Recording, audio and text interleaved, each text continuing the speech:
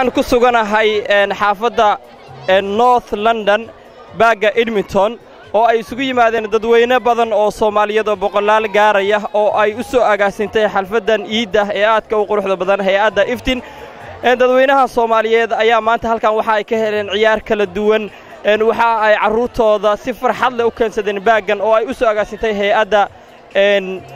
Iftin Foundation oo ka dhisan waddanka Ingiriiska waxa la dhaxmarnay mikrofoonka Kalson TV dadweynaha Soomaaliyeed oo ayagu salaan iyo hambalyo u dirsanaya waxaana kamid ah salaamahooda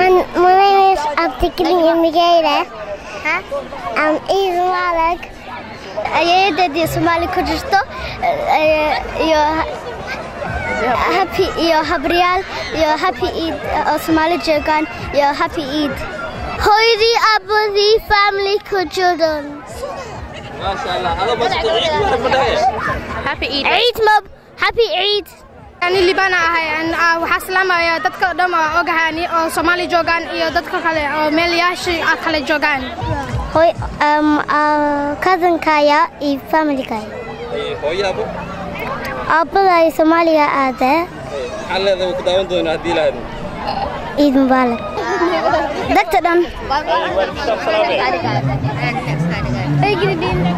هوي دادي إي family كايا عيد مبارك يا حوا فاطمة أبو محمد يوسف ما أنت ما عيارتي ها معك عيارتي ما أنت The horse riding يرسل معك محمد أي محمد يا صلاة ما أنت أبيه هويته cousin Kay and sister Kay that's friends أيوة يا صلاة ما هايدي أبي يوليشي magacay waxa Saacid Xiire Jalwo waxa salaamaya hooyaday Saynab Xasan iyo Aabe Xiire Jalwo oo ku nool waddanka Norway waxa salaamaya reer Jalwo dhan meel kasta ku nool yihiin waxa salaamaya walaalkay Axmed Taajir oo ku nool waddanka Norway iyo dadka dhan oo ku nool wadamada dhan meel kasta dalka waxa dhaha ciid mubaarak magacayga waxa la yiraahdaa Cabdullaahi Axmed Nursame xafladan aad maanta nagala soo qayb gasheen fan fairka lagu qabtay magaalada London gaar ahaan xaafadda Edmonton waxa soo qaabisay mu'assasada Iftin Education and Development oo ka shaqeysa dalkan Ingiriiska iyo Soomaaliya qaybo badan oo kala duwan mu'assasada Iftin ruuxaantii waxa qabto waxa kamid ah horumarinta waxbarashada halkaana maanta waxa ay sameysay inay dhalinyarada Soomaalida inay isku keento xafladan ciida ah si ay loogu dabaaldego dhaqankii iyo hidihii iyo wixina la baro hadii Ilaahay yiraahdo lana siiyo fursad ay isku yimaadaan oo isku arkaan ruuxaantii xafladahan kala kuma badna magaaladan waana fursad qaali ah oo dadka ay maanta isku yimaadaan marka aad waxaan uga faraxsanahay dadka aadkii uga soo qayb galay reer London ah marka insha Allah taala waxaan rajaynaynaa hadii Ilaahay inuu sanad kasta wasaad ku sii socoto hadii Ilaahay yiraahdo magaca waa Liibaan Cabdinaasir Dalmar kuna nool London halkaani waxaan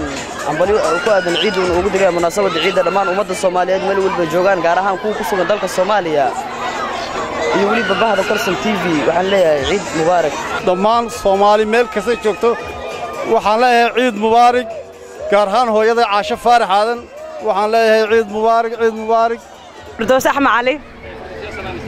waxaan salaamayaa dhamaan familkayga oo dhan dhamaan inta muslimiinta ah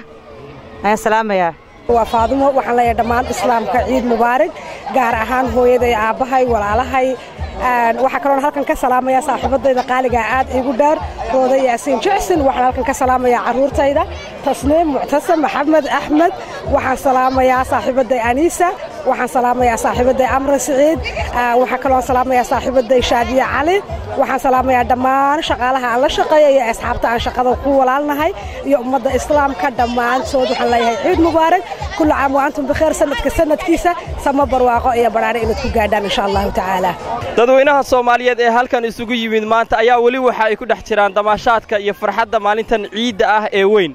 waxa aad u mahadsan hay'adii soo qaban qaabisay iyo dabcan telefishinka Kalson TV oo ummadan Soomaaliyeed la dhex maray mikrofoonka oo hambalyaha iyo salaanta ay isweydaarsanayaan bulshada u gudbiyay Cali Aar Kalson TV London